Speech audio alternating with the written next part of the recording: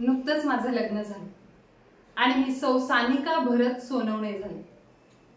आयुष्य असं सुखाच्या हिंदोळ्यावर झुलत होतं. माझा नवरा सकाळी छान हसून बाय करून कामावर गेला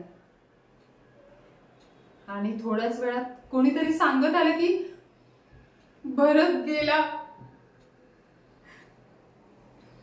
मी पाहिलेलं प्रत्येक स्वप्न क्षणार्धात कोणीतरी चिरडून टाकलं होतं.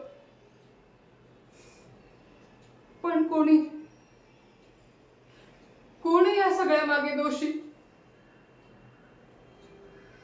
परिस्थिती, जी माझ्या नवऱ्याला लग्नानंतर चौथ्या दिवशीच कामावर घेऊन गेली.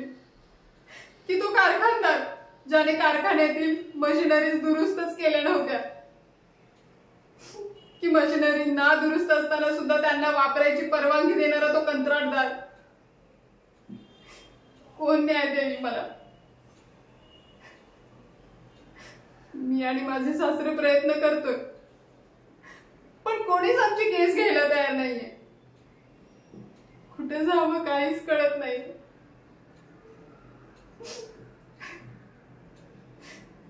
पण मी हार मानणार नाही.